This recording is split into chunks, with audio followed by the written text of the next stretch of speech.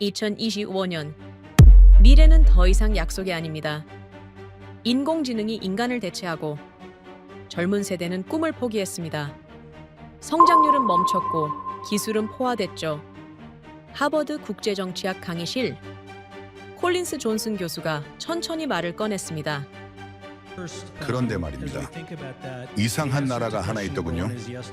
단 한 나라만 그 법칙을 거부했습니다. 조명이 어두워지고 스크린이 켜졌습니다. 깃발 하나가 천천히 떠올랐습니다. 대한민국. 강의실은 숨소리조차 멈췄습니다. 그 순간 150명의 학생 사이에 10초간 정적이 흘렀죠. 교수의 목소리가 다시 울렸습니다. 이건 기적이 아닙니다. 단지 한국이라는 이름의 습관입니다. 그리고 이제 국제사회가 묻습니다. 어떻게 작은 나라가 세계의 판도를 뒤집었을까요? 지금부터 그 놀라운 현장 속으로 들어가 보시죠. 미국에서 날아온 충격적인 이야기. 바로 시작합니다. 그리고 지금 어디에서 시청하고 계신지 댓글로 남겨주세요. 여러분의 이야기도 듣고 싶습니다. 그 전에 잠깐 1초 만에 누를 수 있는 좋아요 버튼을 꾹 눌러주시면 영상 제작에 큰 힘이 됩니다. 그럼 바로 사연 시작하겠습니다. 존재해서는 안 될 나라가 있습니다. 사라졌어야 정상이죠. 지정학적으로도 역사적으로도요.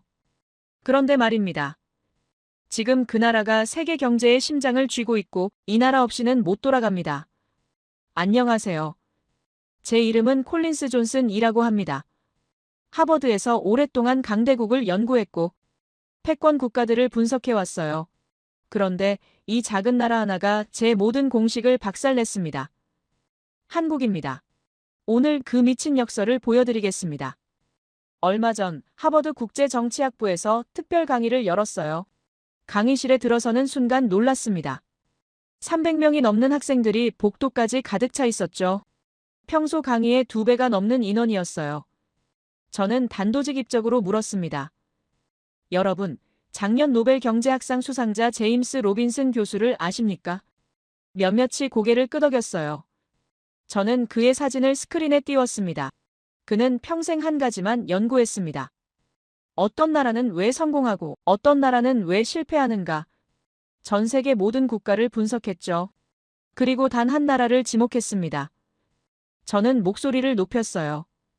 그가 말한 나라는 한국이었습니다. 강의실이 조용해졌고 칠판에 크게 적었습니다. 한국인의 3가지 특징. 학생들이 일제히 펜을 들었죠.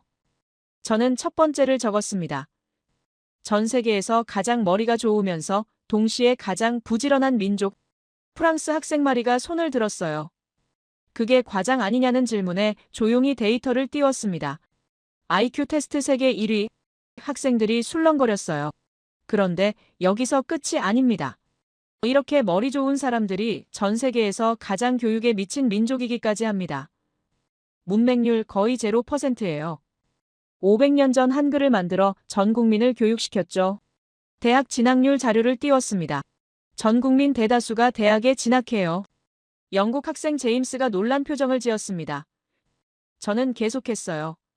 그런데 이게 전부가 아닙니다. 두 번째 특징을 보시죠.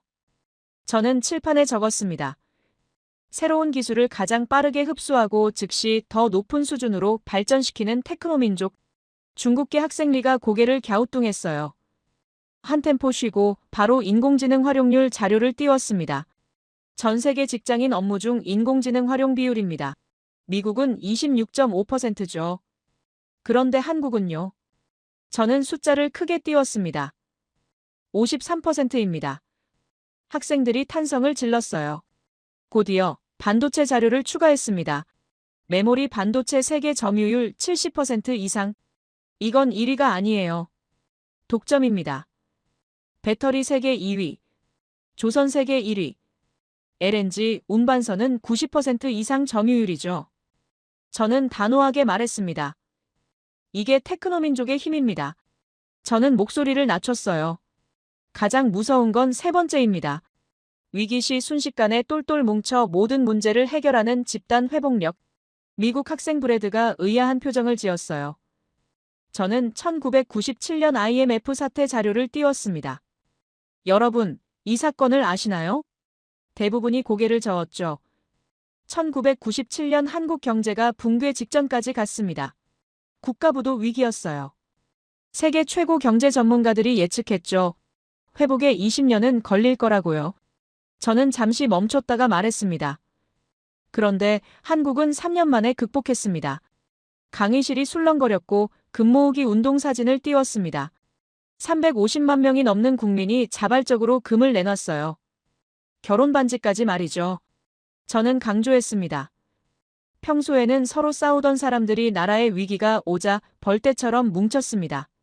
이게 집단 회복력입니다. 노암 촘스키도 이 사건을 극찬했죠. 저는 촘스키 인용문을 띄웠습니다. 한국인의 책임감과 단결력, 희생 정신은 전 세계 어디에서도 찾아볼 수 없는 회복력의 증거라고요. 프랑스 학생 마리가 다시 손을 들었어요. 교수님, 그렇다면 이 세 가지가 결합되면 어떻게 됩니까? 저는 미소를 지었습니다.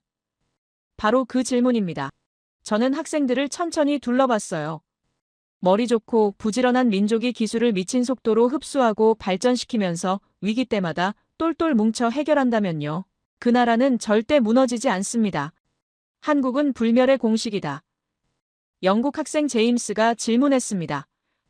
하지만 한국은 인구도 적고 자원도 없지 않냐는 질문에 고개를 끄덕였어요. 맞습니다. 인구 5천만. 자원 거의 제로, 영토도 작죠. 하지만 한국은 사람 자체가 자원입니다. 국민 개개인이 무기이며 전 세계에서 인적 자원의 질이 가장 높은 나라예요. 저는 데이터를 연달아 띄웠습니다. 스템 인재 비율 세계 1위, 특허 경쟁력 세계 1위, 인터넷 속도 세계 1위, 5G 최초 상용화. 저는 강조했습니다. 이 모든 게 사람에서 나옵니다. 중국계 학생 중 한 명이 그래도 중국을 따라오려면 한참 멀었다며 소리쳤어요. 그 말에 저는 고개를 저었습니다. 규모와 밀도는 다릅니다. 한국은 전 국민이 고밀도 인재예요. 1억 명 중 1,000만 명의 인재와 5천만 명 전부가 인재인 건 완전히 다른 겁니다. 학생들이 고개를 끄덕였어요. 저는 마지막 질문을 던졌습니다. 여러분, 그렇다면 어떻게 이런 민족이 탄생했을까요? 그 답은 역사에 있습니다. 한국은 죽었어야 했던 나라예요. 수천 년간 침략당했고 멸망 직전까지 갔죠. 그런데 살아남았습니다. 고구려 700년, 고려 40년 항전, 조선 500년 폐허에서 선진국으로. 이 모든 역사가 세 가지 특징을 만들었습니다. 머리 좋고 부지런해야 살아남았어요. 기술을 빠르게 받아들여야 버텼죠. 위기 때마다 뭉쳐야 이겼습니다. 생존이 그들을 만들었습니다. 미국 학생 브래드가 물었어요. 교수님, 그렇다면 앞으로 한국은 어떻게 됩니까? 저는 미소를 지었습니다. 바로 그걸 보여드리려고 합니다. 이제 그 증거를 보여드리겠습니다. 학생들의 눈빛이 완전히 달라졌습니다. 저는 천천히 말했어요.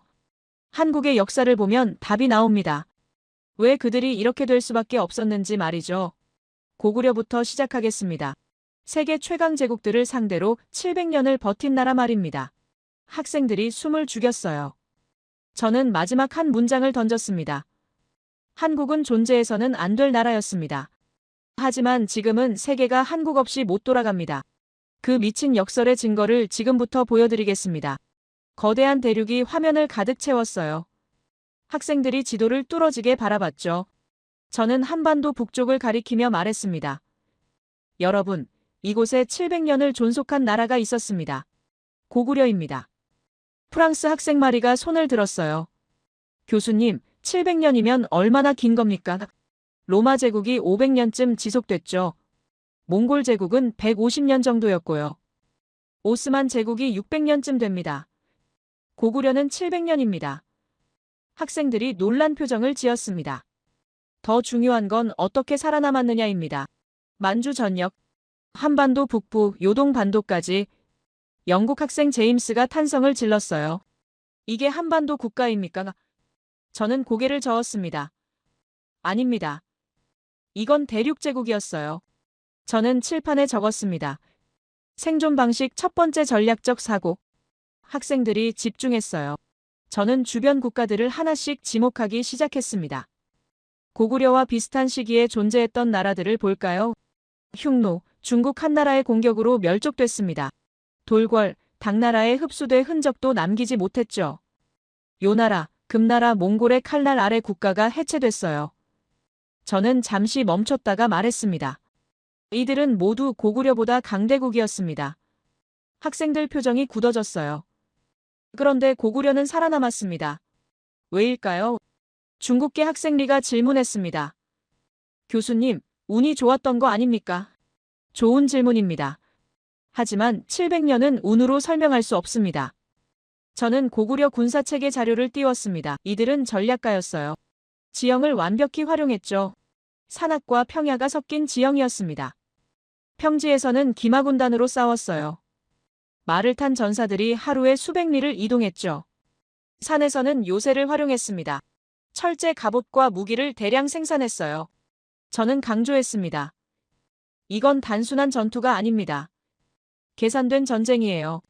저는 612년 살수대첩 자료를 띄웠습니다. 학생들이 앞으로 몸을 기울였어요. 수나라가 침공했습니다. 30만 대군이었죠. 미국 학생 브래드가 놀란 표정을 지었습니다. 을지문덕이라는 장군이 있었습니다. 그는 정면 승부를 피했어요. 후퇴 작전을 펼쳤죠. 수나라 군대를 깊숙이 끌어들였습니다. 프랑스 학생 마리가 왜 그랬냐고 물었어요. 보급선을 늘리기 위해서였어요. 적군이 지치기를 기다린 겁니다. 저는 지도에 살수의 위치를 표시했습니다. 그리고 이곳에서 기습했습니다. 30만 대군 중 살아 돌아간 병사는 2,700명. 강의실이 조용해졌습니다. 거의 전멸이라고 저는 강조했어요. 영국 학생 제임스가 손을 들면서 이게 정말 가능한 일이냐고 물었습니다. 저는 중국 역사서를 인용했습니다. 수서에 기록되어 있어요. 중국 측 기록입니다. 저는 계속 말했죠. 수나라는 이 전쟁 이후 급격히 쇠퇴했습니다.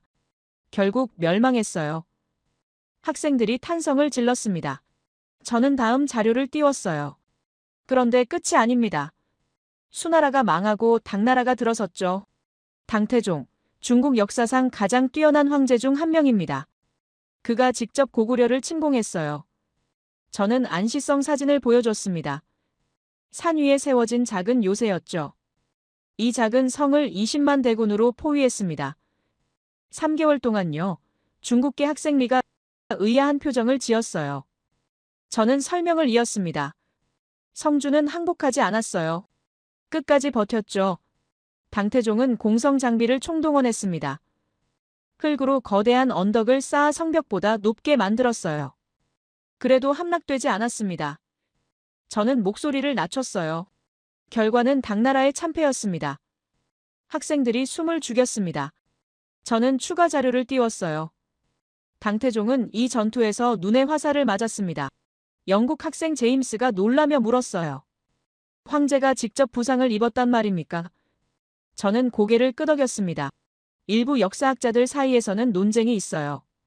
하지만 당태종이 원정 이후 급격히 건강이 악화된 건 사실입니다. 얼마 지나지 않아 사망했죠. 저는 단호하게 말했습니다. 세계 최강 제국의 황제가 직접 나섰지만 작은 성 하나를 함락시키지 못했어요. 이게 고구려입니다. 프랑스 학생 마리가 질문했습니다. 교수님, 그렇다면 고구려는 왜 그렇게 강했습니까? 저는 칠판을 쳤습니다. 바로 그 질문입니다. 저는 고구려의 전술 분석 자료를 띄웠어요. 첫째, 지형을 완벽히 이해했습니다. 평지에서는 기마전으로 속도전을 펼쳤어요. 산악에서는 요새전으로 장기전을 벌였죠. 둘째, 철기 기술이 발달했습니다. 갑옷과 무기가 우수했어요. 셋째, 전략적 사고가 뛰어났습니다. 을지문덕의 후퇴 작전을 보십시오. 저는 강조했어요. 이건 단순히 용맹한 게 아닙니다. 머리로 싸운 겁니다. 미국 학생 브래드가 말했어요. 하지만 교수님, 그건 장군 개인의 능력 아닙니까? 저는 고개를 저었습니다. 아닙니다. 저는 중국 역사서를 다시 인용했어요. 중국 기록에는 이렇게 적혀 있습니다. 고구려인은 키가 크고 체격이 장대하다. 화살을 잘 쏘고 말을 잘 탄다. 성격이 강하고 전투를 즐긴다. 저는 웃으며 말했습니다. 중국인들이 고구려를 두려워했다는 증거입니다. 저는 관개토대왕 이야기로 넘어갔어요. 4세기 말 이왕이 등장합니다. 즉위 후 20년 동안 7번의 대규모 정복전쟁을 벌였어요. 저는 영토 확장 지도를 띄웠습니다. 북쪽으로 만주 전역을 장악했습니다. 동쪽으로 연해주까지 진출했어요. 남쪽으로 한반도 중부까지 내려왔죠. 저는 특별히 강조했습니다. 심지어 바다를 건너 일본까지 원정을 갔어요. 영국 학생 제임스가 놀라며 물었습니다. 일본까지요? 저는 고개를 끄덕였어요. 당시 일본은 왜라고 불렸습니다. 신라를 괴롭히던 왜군을 격퇴했죠. 이게 침략당하기만 한 민족의 모습입니까? 학생들이 고개를 저었습니다. 저는 계속 설명했어요. 관개토대왕 이후 장수왕이 즉위합니다. 그는 한강까지 점령했어요. 지금의 서울이죠. 수도를 평양으로 옮기고 남진 정책을 펼쳤습니다. 저는 단호하게 말했습니다. 이건 방어가 아닙니다. 공격이에요. 중국계 학생리가 질문했습니다. 그렇다면 고구려는 결국 어떻게 됐습니까? 저는 잠시 침묵했어요. 멸망했습니다. 하지만 700년을 버틴 후였죠. 당나라와 신라의 연합군에 무너졌어요. 저는 목소리를 높였습니다. 그 정신은 사라지지 않았습니다. 저는 다시 강조했어요. 고구려가 보여준 건 단순한 생존이 아닙니다. 전략적 사고였어요. 지형을 읽고 적을 분석하고 최적의 전술을 구사하는 능력. 이게 바로 한국인 첫 번째 특징의 기원입니다. 머리가 좋고 전략적으로 사고하는 민족 말이죠. 프랑스 학생 마리가 말했어요. 교수님, 그렇다면 이 전략적 사고가 지금까지 이어진다는 말씀이십니까? 저는 미소를 지었습니다. 바로 그겁니다. 저는 현대 한국 자료를 띄웠어요. 반도체 설계, 배터리 기술, 조선공학, 모두 전략적 사고가 필요한 분야입니다. 고구려가 지형을 읽듯이 한국은 지금 시장을 읽어요. 을지문덕이 후퇴 작전을 펼치듯이 한국 기업들은 전략적으로 움직입니다. 저는 칠판에 적었습니다. 전투 정신이 기술 정신으로 진화했다. 학생들이 고개를 끄덕였어요. 저는 마지막 문장을 던졌습니다. 여러분, 고구려는 700년 동안 세계 최강 제국들을 상대로 버텼습니다. 이건 운이 아니에요. 전략입니다. 그리고 이 전략적 사고, DNA가 지금도 한국인 안에 살아있습니다. 학생들의 눈빛이 달라졌습니다. 저는 천천히 말했어요. 다음은 고려입니다. 세계 최강 몽골 제국과 40년을 싸운 나라 말이죠. 이번엔 단결의 증거를 보여드리겠습니다. 학생들이 숨을 죽이고 기다렸습니다. 저는 13세기 세계 지도를 스크린에 띄우며 학생들에게 인류 역사상 가장 거대한 제국을 보여줬습니다. 유럽 동부에서 중국까지, 중동에서 러시아까지 화면을 가득 채운 거대한 영토를 보며 학생들이 탄성을 질렀어요.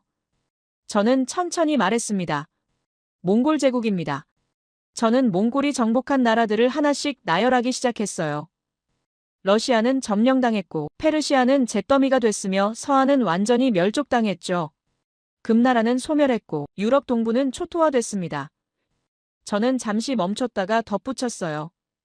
일본도 2번이나 침공당했지만 태풍 덕분에 기적적으로 살아남았죠. 학생들이 고개를 끄덕이며 몽골의 공포를 떠올리는 표정을 지었습니다. 저는 목소리를 낮추며 말했어요. 그런데 단 하나의 나라가 40년 동안 몽골과 맞서 싸웠습니다. 칠판에 크게 적으며 강조했죠. 고려 학생들이 술렁이기 시작했고 몇몇은 메모를 하기 시작했어요. 저는 계속 설명했습니다. 40년은 한 세대가 넘는 시간이며 이건 세계 역사에서 유례가 없는 기록입니다. 저는 1231년 몽골의 첫 침공 당시 고려 조정이 내린 결단을 설명하기 시작했어요. 그들은 강화도로 천도했고 저는 지도에 그 위치를 표시하며 바다로 둘러싸인 섬이자 천연 요새라고 강조했습니다. 몽골의 가장 큰 약점이 뭘까요? 라고 묻자 프랑스 학생 마리가 생각에 잠겼고 저는 해전이라고 대답하며 몽골은 육지에서는 무적이었지만 바다에서는 약했으며 고려는 이걸 정확히 파악했다고 설명했습니다. 그때 일본 학생 유키가 손을 들며 노트북을 꺼냈어요. 그는 조심스럽게 말했습니다. 교수님, 제가 일본 학계 자료를 찾아봤는데 고려의 강화도 천도는 사실 왕실만 살려고 백성을 버린 도피 아니었습니까? 강의실이 순간 조용해졌고 학생들이 유키를 바라봤어요. 저는 그를 천천히 바라보며 의연하게 물었습니다. 흥미로운 해석이네요. 그 자료 출처가 어디죠? 유키가 화면을 보여주며 일본 교토대학교 동양사 연구실 논문이라고 말했어요. 저는 고개를 끄덕이며 그 논문을 알고 있다고 말한 뒤 평범한 말투로 계속했습니다. 그런데 말이죠. 그 논문은 한 가지를 간과했습니다. 저는 고려 정부 기록을 띄우며 강화도, 천도 이후에도 지방 행정이 계속 작동했고 의병들이 전국에서 일어났으며 지방군이 끝까지 저항했다고 설명했어요. 만약 왕실만 도망친 거였다면 40년을 버틸 수 있었을까요? 라고 묻자 유키의 표정이 굳어졌습니다. 저는 계속 말했어요. 오히려 이건 전략적 판단이었고 왕실과 정부를 강화도로 옮긴 뒤 백성 단 한 명도 항복시키지 않겠다고 선언했죠. 저는 몽골의 침공 횟수를 칠판에 크게 적으며 강조했습니다. 9차례. 몽골은 9번 침공했지만 9번 모두 고려를 굴복시키는 데 실패했습니다. 영국 학생 제임스가 손을 들며 질문했어요. 교수님, 40년이라는 시간 동안 고려는 어떻게 버틸 수 있었습니까? 저는 한 단어를 천천히 말했습니다. 지독함입니다. 그 단어를 반복하며 칠판에 적었어요. 저는 전쟁 중에도 고려가 8만 대장경을 만들었다는 사실을 설명하기 시작했습니다. 나무판에 불경을 새긴 것으로 8만 장이 넘는 방대한 작업이었죠. 학생들이 믿기지 않는다는 표정을 지었고 유키가 다시 손을 들며 물었어요. 교수님, 그건 단지 종교적 목적 아닙니까? 전쟁과는 상관없는 거 아닙니까? 저는 유키를 바라보며 평범하게 대답했습니다. 겉으로는 부처의 힘으로 몽골을 물리치려 했던 종교적 목적이었지만 더 중요한 건 전쟁 중에도 국가 시스템이 무너지지 않았다는 증거라고요. 행정이 작동했고 기술자들이 일했으며 문화가 유지됐다는 뜻이라고 강조했습니다. 저는 다른 나라들과 비교하기 시작했어요. 러시아는 몽골에게 정복당한 후 200년 이상 지배받았고 페르시아는 완전히 파괴됐으며 중국도 원나라가 되어 몽골의 일부가 됐습니다. 저는 목소리를 높이며 말했어요. 하지만 고려는 40년을 버텼고 왕조가 유지됐으며 문화가 살아있었고 백성들이 싸웠습니다. 유키가 멋쩍게 웃으며 말했어요. 하지만 교수님, 결국 고려는 항복한 거 아닙니까? 저는 그를 침착하게 바라보며 대답했습니다. 항복이라는 단어는 정확하지 않으며 협상에 가깝습니다. 40년 전쟁 후 고려는 몽골과 평화협정을 맺었지만 왕조는 유지됐고 왕실 혈통도 끊기지 않았으며 내정의 상당 부분을 자치로 운영했죠. 저는 비교 자료를 띄우며 다른 나라들의 사례를 보여줬어요. 왕이 처형당하고 귀족이 학살당하고 문화가 말살된 나라들과 달리 고려는 생존했다고 강조했습니다. 이건 완전한 패배가 아니라 생존이었어요. 유키의 손이 미세하게 떨리는 게 보였고 그는 노트북을 천천히 덮으며 더 이상 질문하지 않았습니다. 중국계 학생 리가 손을 들며 물었어요. 교수님, 그렇다면 이게 단결의 증거라는 말씀이십니까? 저는 고개를 끄덕이며 칠판에 크게 적었습니다. 40년 항전. 저는 학생들을 둘러보며 천천히 말했어요. 여러분, 이게 무슨 의미인지 아십니까? 한 세대가 전쟁 속에서 태어나 전쟁 속에서 죽었다는 뜻이며 할아버지가 싸우고 아버지가 싸우고 아들이 싸웠다는 뜻입니다. 그런데도 포기하지 않았어요. 저는 목소리를 낮추며 강조했습니다. 이건 미친 수준의 집념이며 집단 회복력의 극한입니다. 강의실이 완전히 침묵했고 학생들이 숨을 죽이고 있었어요. 저는 고려가 몽골 이전에도 강했다는 사실을 추가로 설명했습니다. 거란족과 싸워 이겼고 여진족도 격퇴했으며 강감찬이라는 장군은 거란 10만 대군을 상대로 대승을 거뒀죠. 귀주대첩이라고 부르는 전투였습니다. 유키가 조용히 앉아 있었고 그의 다리가 부들부들 떨리는 게 보였어요. 저는 그를 바라보지 않고 계속 강의를 이어가며 고려는 방어만 한 게 아니라 선제 공격도 했고 여진족 영토에 9개 성을 건설했으며 지금도 그 흔적이 남아있다고 설명했습니다. 저는 학생들에게 질문을 던졌어요. 이게 약소국의 모습입니까? 학생들이 고개를 저으며 분명히 아니라는 표정을 지었습니다. 저는 결론을 말하기 시작했어요. 고려는 세계 최강 몽골 제국조차 완전히 무너뜨리지 못한 나라이며 40년을 버텼고 협상으로 마무리했고 왕조를 유지했습니다. 프랑스 학생 마리가 손을 들며 물었어요.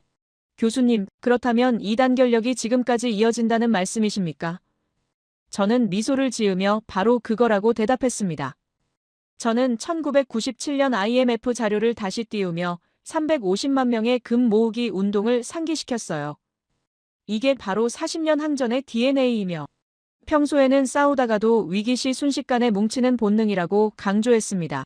유키가 멋쩍게 웃으며 고개를 숙였고 더 이상 질문하지 않았어요.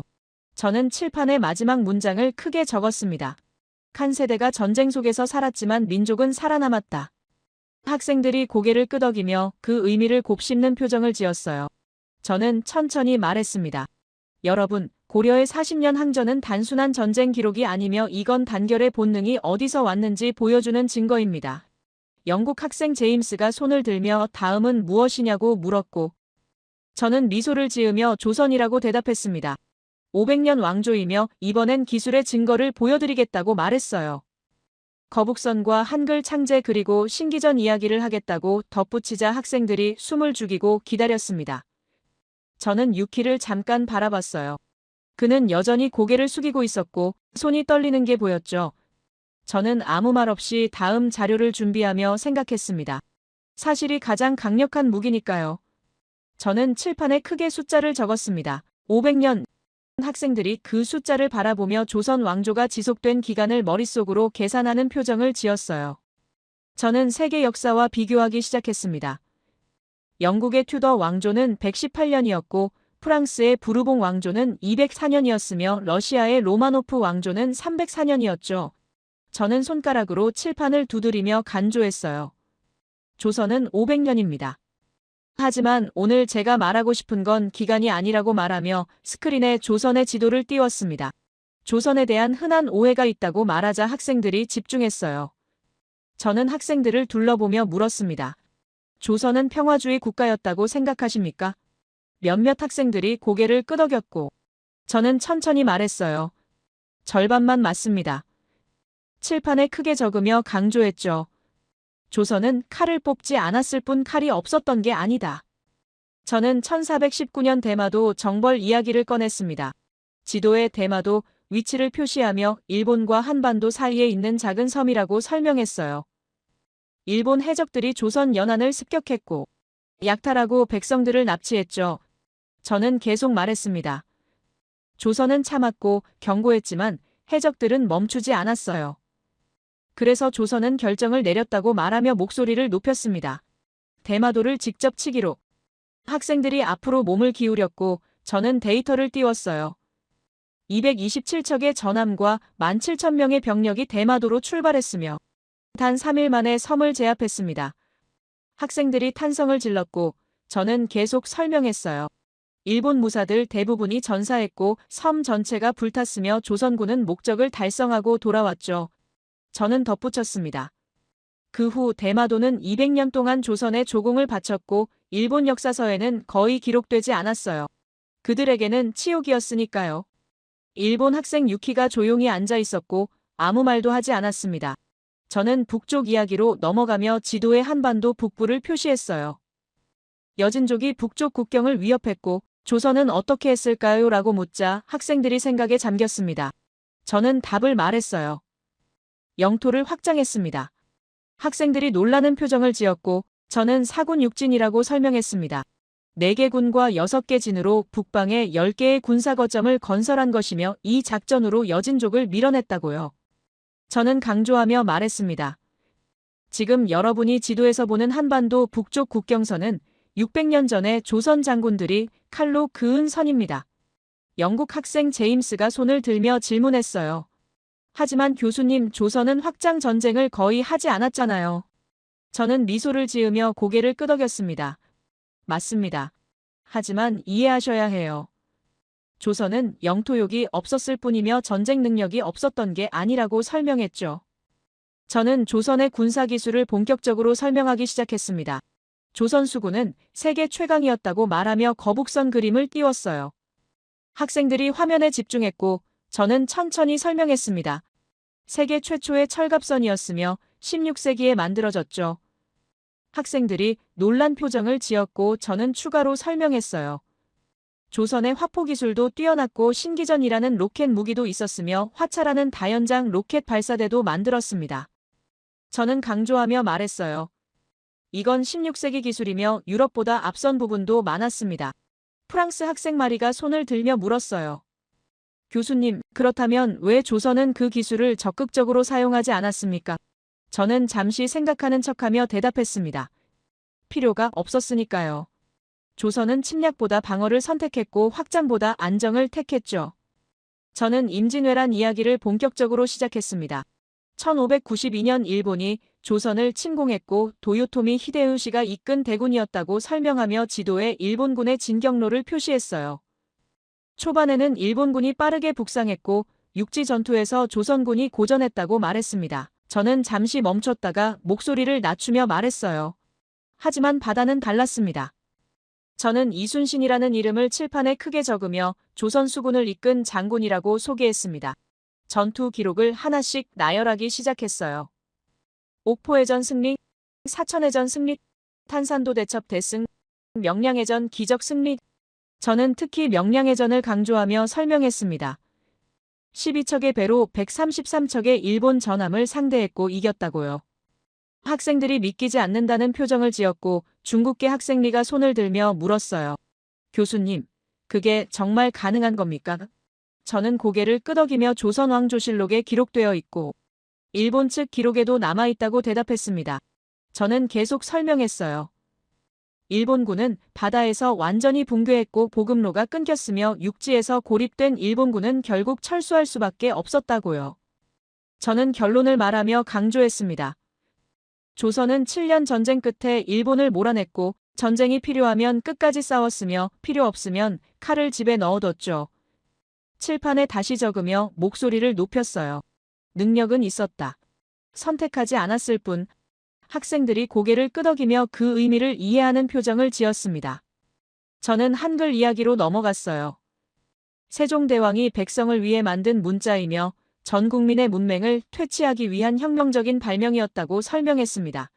저는 강조하며 말했어요. 500년 전에 이미 조선은 교육의 중요성을 알고 있었고 사람이 최고의 자원이라는 걸 깨달았으며 그래서 한글을 만들어 모든 백성이 글을 읽고 쓸 수 있게 만들었죠. 영국 학생 제임스가 감탄하며 말했습니다.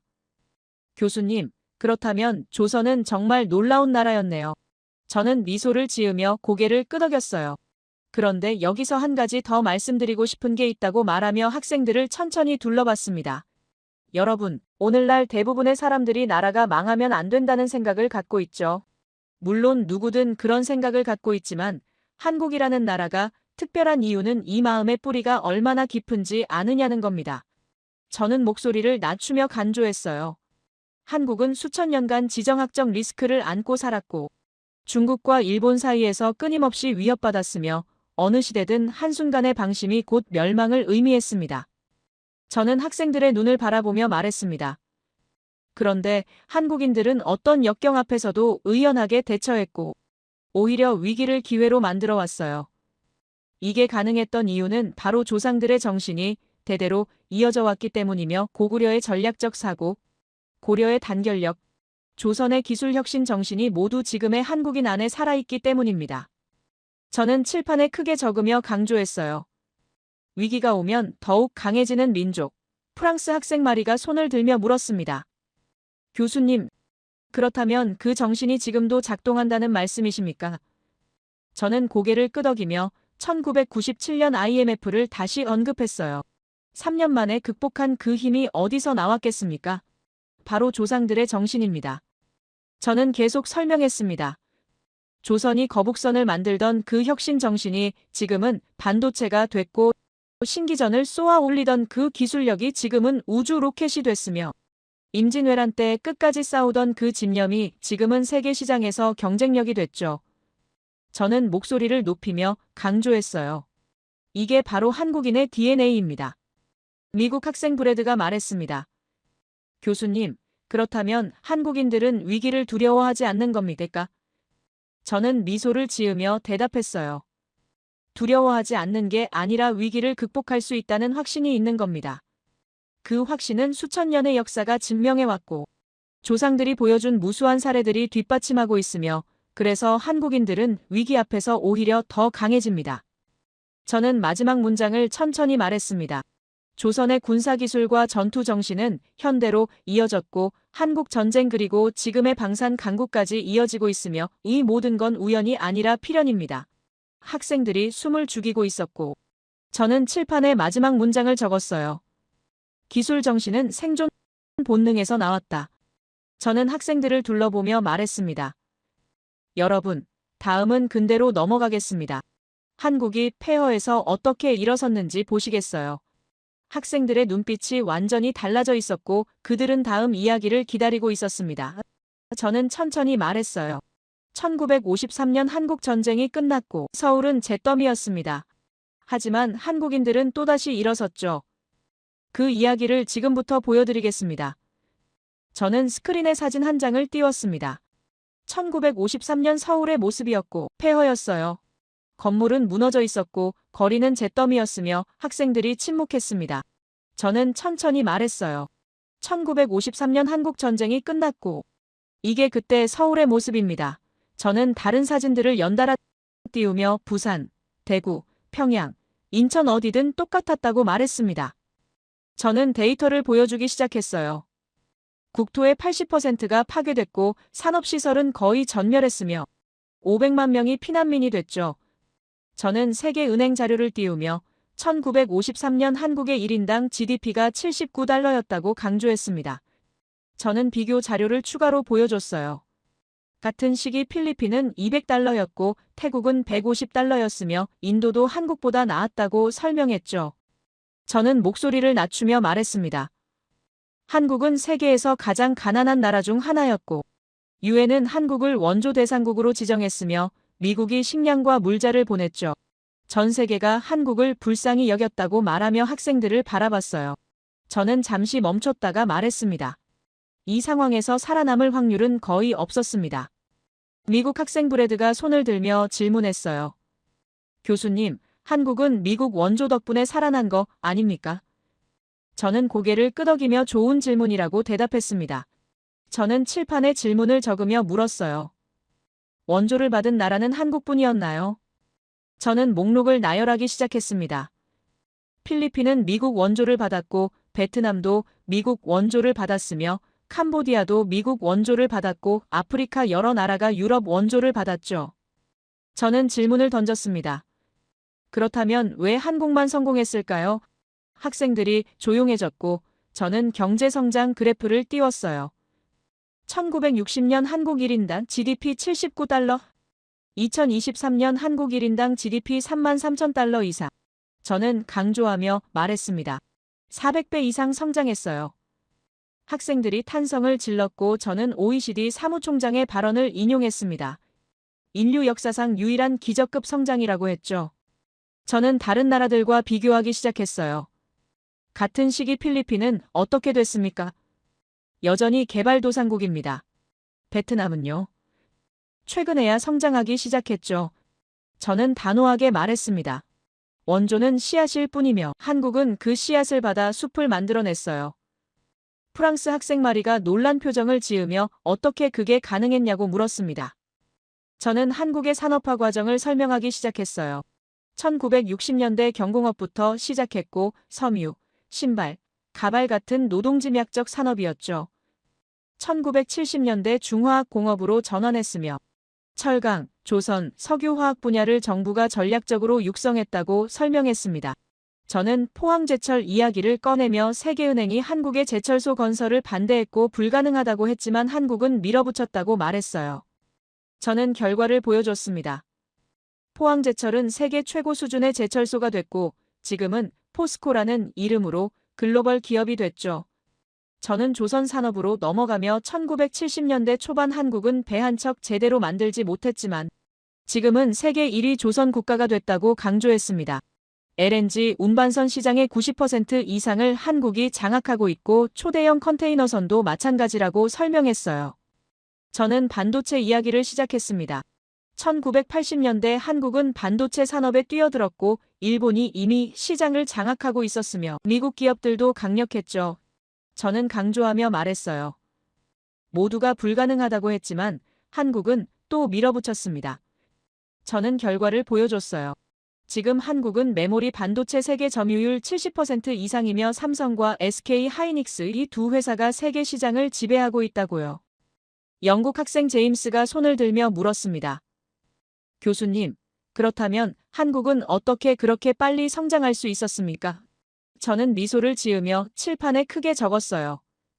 세 가지 특징의 총집합. 학생들이 집중했고 저는 설명하기 시작했습니다. 첫째, 머리 좋고 부지런한 민족이었기에 기술을 빠르게 습득했어요. 둘째, 새로운 기술을 즉시 더 높은 수준으로 발전시키는 테크노민족이었기에 선진국을 따라잡을 수 있었죠. 셋째, 위기 앞에서 똘똘 뭉치는 단결력이 있었기에 불가능을 가능으로 만들었습니다. 저는 목소리를 높이며 강조했어요. 이 세 가지가 결합되자 기적이 일어났습니다. 중국계 학생 리가 질문했습니다.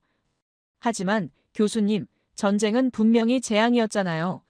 저는 고개를 끄덕이며 천천히 대답했어요. 맞습니다. 전쟁은 재앙이었죠. 하지만 여기서 놀라운 역설이 발생합니다.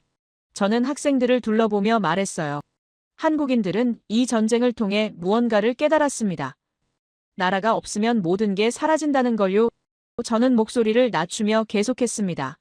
전쟁은 한국인들에게 피치 못할 상황이었지만 오히려 이 계기가 한국이라는 나라를 더욱 강하게 만드는 전환점이 됐어요. 저는 강조하며 말했습니다.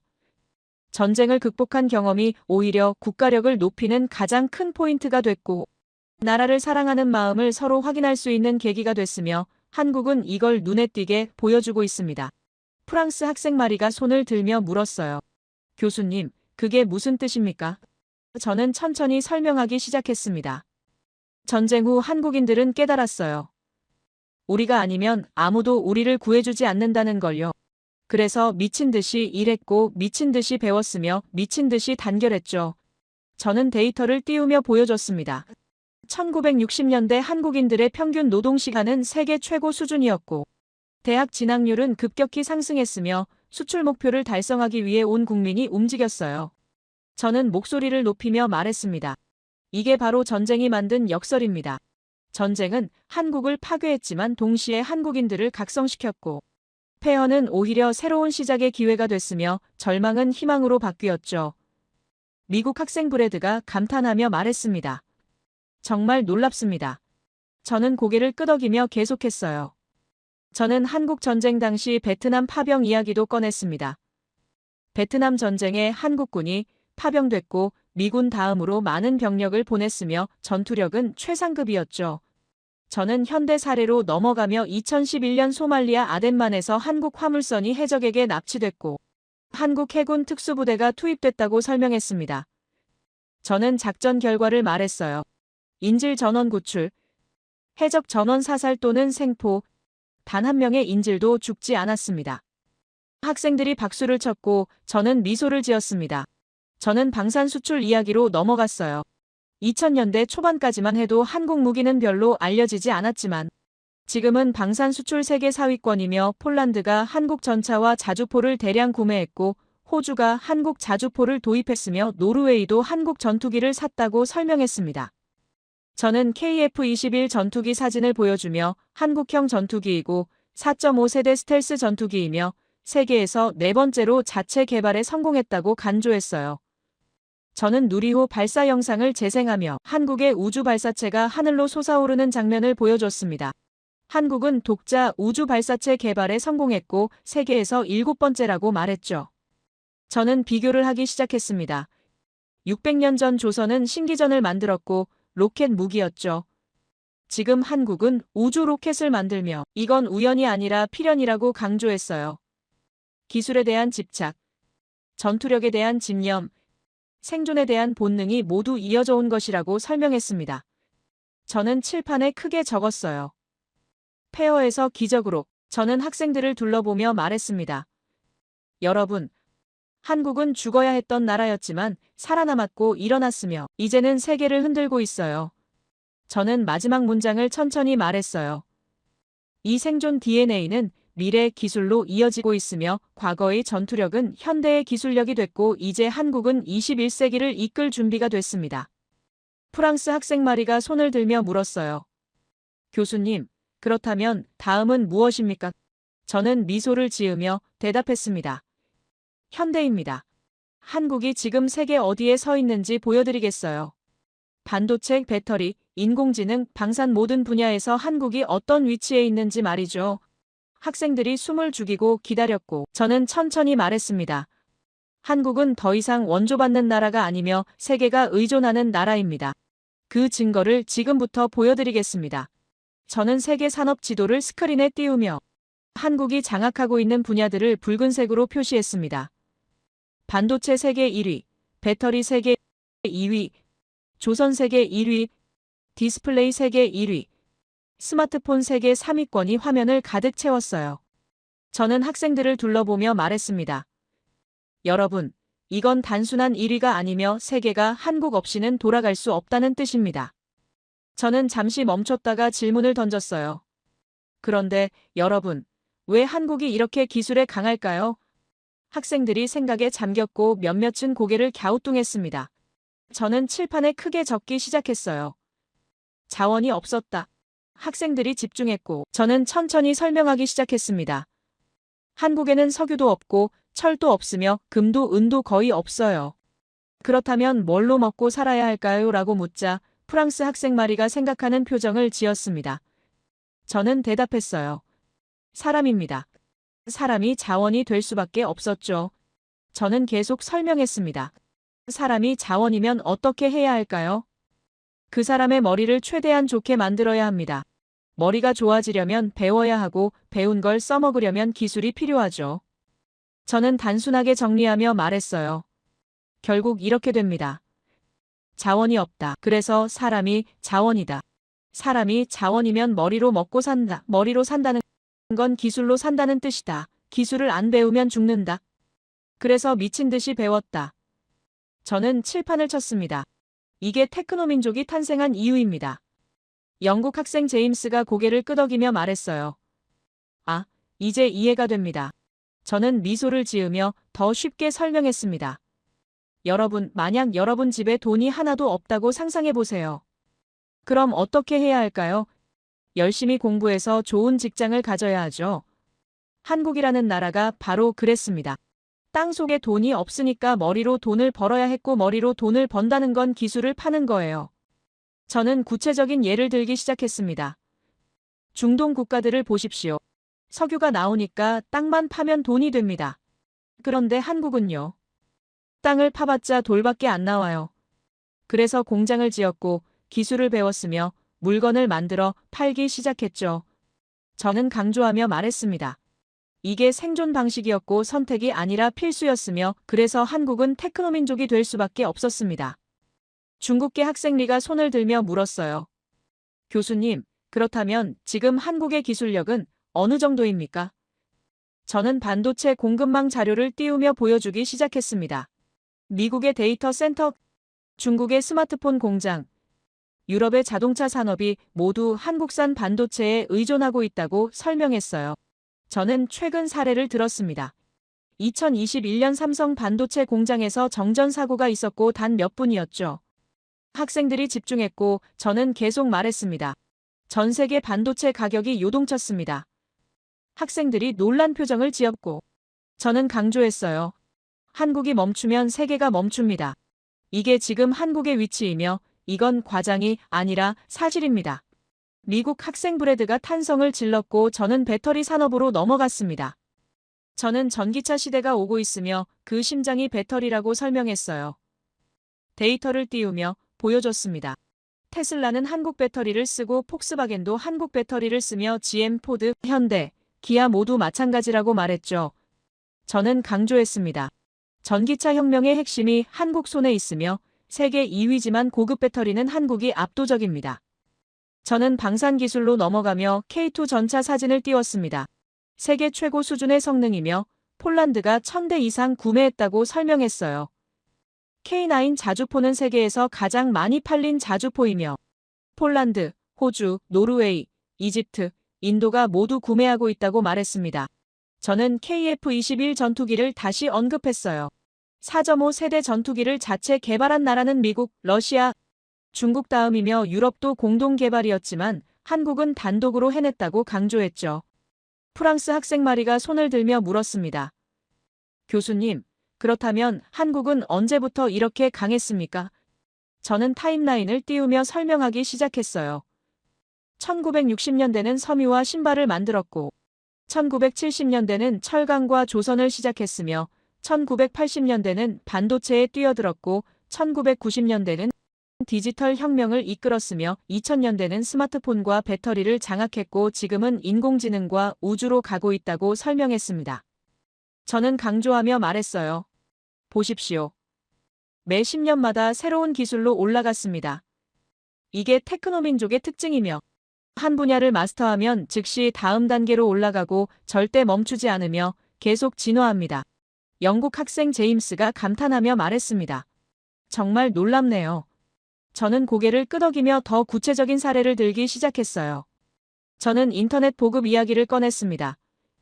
인터넷이 처음 나왔을 때 한국은 전 세계에서 가장 빠르게 초고속 인터넷망을 깔았고 전 국민이 인터넷을 쓰기 시작했으며 그 결과 온라인 게임, 이커머스, 디지털 뱅킹이 폭발적으로 성장했다고 설명했어요.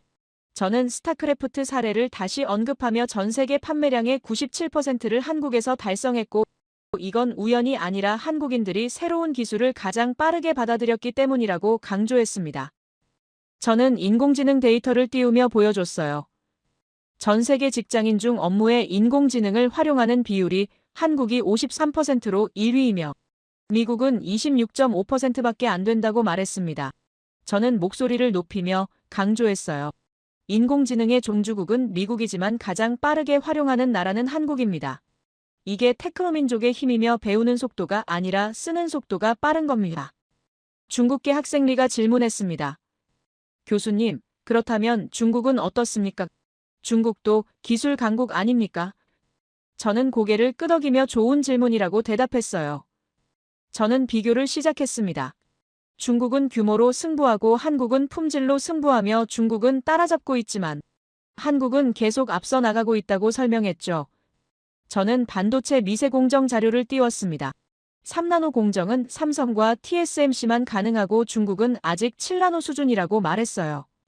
저는 한국이 기술에서 앞서는 이유를 다시 정리하기 시작했습니다. 첫째, 머리가 좋습니다. 둘째, 교육 수준이 높아요. 셋째, 새로운 걸 배우는 속도가 빠르죠. 넷째, 배운 걸 즉시 쓰기 시작합니다. 다섯째, 쓰면서 더 발전시켜요. 저는 강조하며 말했습니다. 이 5단계가 미친 속도로 돌아가며 그래서 한국은 절대 뒤처지지 않습니다. 미국 학생 브래드가 손을 들며 물었어요. 교수님, 그렇다면 한국의 미래는 어떻게 될까요? 저는 미소를 지으며 우주와 인공지능 자료를 띄웠습니다. 한국은 2032년 달 착륙을 계획하고 있으며 독자 기술로 가겠다고 선언했죠. 인공지능 투자도 폭발적으로 증가하고 있고 삼성, LG, 네이버, 카카오가 모두 인공지능 개발에 뛰어들었다고 설명했습니다. 저는 바이오 산업도 언급했어요. 코로나19 때 한국의 진단키트가 전 세계로 수출됐고 백신 개발도 진행 중이며 셀트리온, 삼성 바이오로직스가 세계적 바이오 기업으로 성장했다고 말했습니다. 저는 원전 기술을 설명했어요. 한국형 원전 APR-1400은 세계 최고 수준이 안정성이며 UAE가 선택했고 사우디아라비아도 관심을 보이고 있다고요. 저는 칠판에 크게 적으며 강조했습니다. 과거의 전투력이 현대의 기술력이 됐다. 학생들이 고개를 끄덕이며 이해하는 표정을 지었어요. 저는 계속 설명했습니다. 고구려가 철제 갑옷을 만들던 기술력이 지금은 반도체 장비가 됐고 조선이 거북선을 만들던 조선 기술이 지금은 LNG 운반선이 됐으며 신기전을 쏘던 로켓 기술이 지금은 누리호가 됐죠. 저는 목소리를 높이며 말했습니다. 이건 우연이 아니며 기술 DNA가 이어져 온 겁니다. 생존을 위해 기술을 배웠고 기술로 살아남았으며 이제는 기술로 세계를 움직이고 있어요. 프랑스 학생 마리가 감탄하며 말했습니다. 이제 완전히 이해했습니다. 저는 미소를 지으며 마지막 문장을 말했어요. 여러분, 한국은 자원이 없어서 테크노민족이 됐습니다. 선택이 아니라 생존이었고 포기할 수 없었으며 그래서 미친 듯이 배웠고 이제는 세계 최고가 됐죠. 저는 칠판에 마지막 문장을 적었습니다. 테크노민족의 완성형. 학생들이 박수를 쳤고 저는 천천히 말했어요. 다음은 단결의 현대적 증거를 보여드리겠습니다. 1997년 IMF 위기 때 한국인들이 어떻게 뭉쳤는지 말이죠. 학생들이 숨을 죽이고 기다렸고 저는 다음 자료를 준비하며 생각했습니다. 이제 그들은 한국을 완전히 이해하기 시작했어요. 저는 1997년 서울 사진을 스크린에 띄우며 학생들에게 보여줬습니다. 거리에 사람들이 길게 줄을 서 있었고 손에 무언가를 들고 있었어요. 학생들이 화면을 뚫어지게 바라봤고 저는 천천히 말했습니다. 여러분, 이 사람들이 뭘 하고 있는지 아십니까? 금을 내고 있습니다. 자발적으로요. 저는 잠시 멈췄다가 설명하기 시작했어요. 1997년 한국에 경제 위기가 왔고 국가부도 직전이었으며 IMF에 구제금융을 신청했죠. 세계 최고 경제 전문가들이 분석했고 예측했습니다. 회복에 최소 20년은 걸릴 거라고요. 저는 목소리를 낮추며 말했습니다. 조금 무거운 주제이며 민감한 주제일 수 있지만 이야기하지 않을 수 없어요. 왜냐하면 이게 한국인의 본질을 보여주는 결정적 사건이니까요. 프랑스 학생 마리가 조심스럽게 손을 들며 물었습니다. 교수님, 그 위기가 얼마나 심각했습니까? 저는 데이터를 띄우며 보여주기 시작했어요. 외환 보유고가 바닥났고 대기업들이 연쇄도산했으며 실업률이 폭등했고 중산층이 하루아침에 무너졌죠. 저는 간조하며 말했습니다. 나라 전체가 무너지고 있었고 모두가 절망했으며 미래가 보이지 않았어요. 저는 목소리를 높이며 말했습니다. 한국인들은 포기하지 않았습니다. 저는 금 모으기 운동 사진들을 연달아 띄우기 시작했어요. 할머니가 결혼 반지를 내놓는 모습, 젊은 부부가 금목걸이를 가져오는 장면, 아이들이 금반지를 들고 있는 사진들이 화면을 채웠습니다. 저는 천천히 설명했어요. 350만 명이 넘는 국민이 자발적으로 참여했고 결혼반지, 돌반지, 금목걸이, 금리까지 내놨으며 226톤의 금이 모였죠. 영국 학생 제임스가 놀라며 말했습니다. 결혼반지까지요. 저는 고개를 끄덕이며 대답했어요. 네, 평생의 추억이 담긴 반지를 나라를 위해 내놨습니다. 저는 잠시 멈췄다가 말했습니다. 이게 얼마나 대단한 일인지 아십니까? 여러분이 가장 소중한 물건을 나라를 위해 내놓을 수 있겠습니까? 강의실이 조용해졌고 학생들이 생각에 잠겼어요.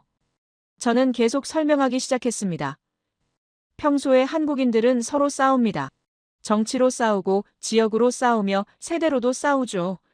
저는 웃으며 말했어요. 정말 많이 싸웁니다. 하지만 나라의 위기가 오는 순간 모든 게 달라졌고 벌떼처럼 똘똘 뭉쳤으며 이건 명령이 아니라 자발적이었어요. 정부가 시키지 않았고 누가 강요하지도 않았으며 그냥 스스로 움직였죠. 저는 노암 촌스키의 말을 인용하며 스크린에 띄웠습니다. 한국인의 책임감과 단결력, 희생정신은 전 세계 어디에서도 찾아볼 수 없는 회복력의 증거이며 이건 인류 역사에서 매우 특별한 사례라고요. 저는 강조했습니다. 세계적인 석학이 이렇게 극찬했어요. 과장이 아니라 사실이었으니까요. 중국계 학생 리가 질문했습니다. 교수님, 그래서 결과는 어떻게 됐습니까? 저는 타임라인을 띄우며 보여줬어요. 1997년 위기 시작, 2000년 완전 극복. 저는 단호하게 말했습니다. 3년입니다. 전문가들이 예상한 20년이 아니라 단 3년 만에 극복했고 세계가 경악했으며 불가능을 또다시 가능으로 만들었죠. 저는 계속 설명했습니다. 일본은 자민당이 수십 년간 집권하고 있죠. 안정적이라고 할 수 있어요. 그런데 그게 진짜 안정입니까? 아니면 변화가 없는 정체입니까? 유키의 표정이 굳어졌고 저는 조심스럽지만 명확하게 말했습니다. 한국은 조용히 세상을 바꾸고 변화를 직접 몸으로 보여줍니다. 말이 아니라 행동으로요. 프랑스 학생 마리가 손을 들며 말했습니다. 교수님, 그렇다면 한국인들은 왜 이렇게 자주 움직입니까? 저는 칠판에 크게 적으며 대답했어요. 국가 위기일수록 결국 모두가 원하는 건 평화, 성장, 그리고 나아감입니다. 저는 강조했습니다. 한국인들은 멈춰 있는 걸 견디지 못하고 문제가 있으면 고쳐야 하며 잘못된 게 있으면 바꿔야 한다고 생각해요. 저는 목소리를 낮추며 말했습니다. 들으면 들을수록 한국이라는 나라 자체는 이상한 능력을 가지고 있습니다. 경외할 수밖에 없어요.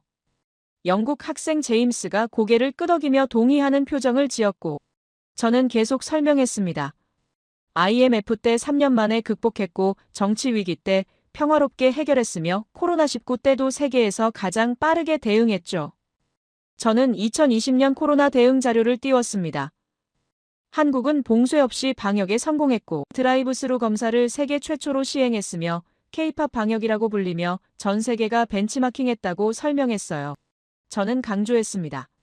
위기가 올 때마다 한국은 새로운 모델을 제시했고 세계가 따라 배웠으며 이게 리더십입니다. 유키가 조용히 앉아 있었고 손이 미세하게 떨리는 게 보였습니다. 저는 그를 바라보지 않고 계속 말했어요. 여러분, 단결이라는 건 그냥 모이는 게 아닙니다. 같은 목표를 향해 움직이는 거예요. 한국인들의 목표는 명확합니다. 나라가 잘 되는 것. 다음 세대가 더 잘 사는 것. 그게 전부죠.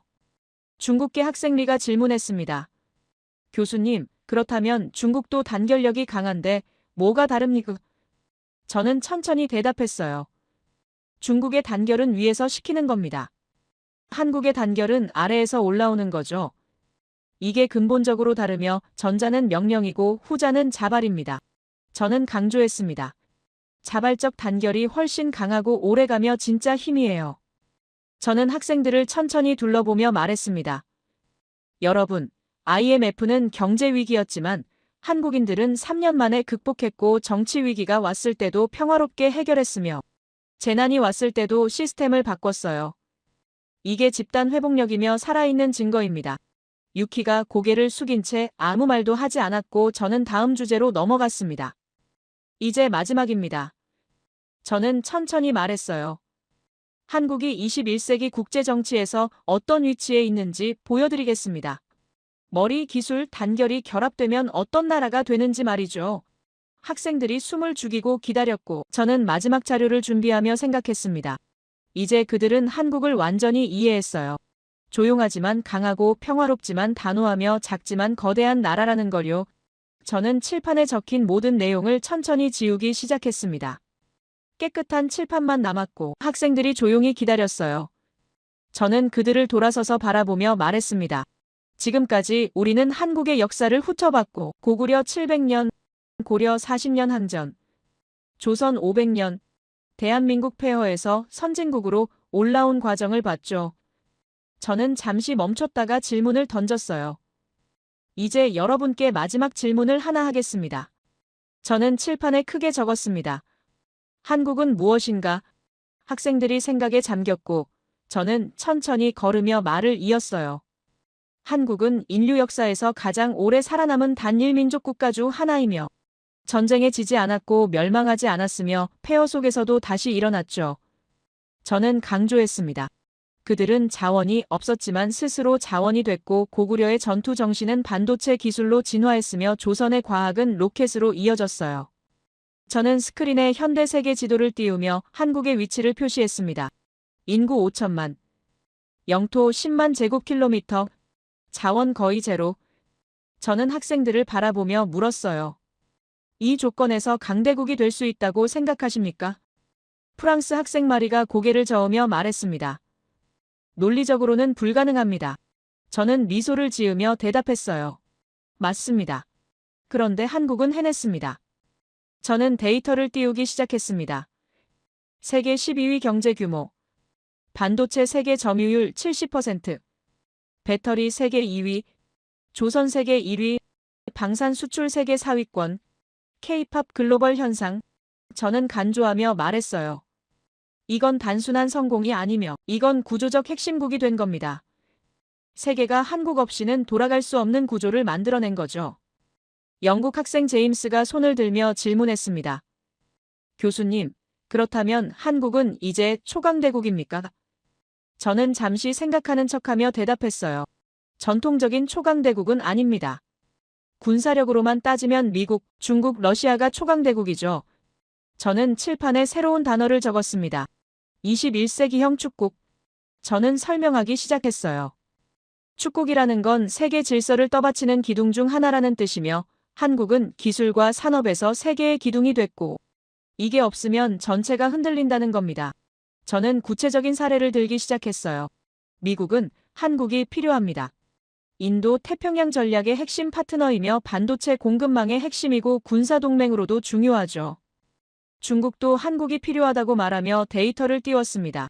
중국의 최대 교역국이며 반도체와 배터리의 공급처이고 한국 기술 없이는 중국 산업이 유지될 수 없다고 설명했어요. 일본도 한국이 필요합니다. 저는 강조하며 말했습니다. 반도체, 배터리, 조선에서 한국 없이는 경쟁력을 유지할 수 없으며 협력이 필수죠. 저는 단호하게 말했습니다.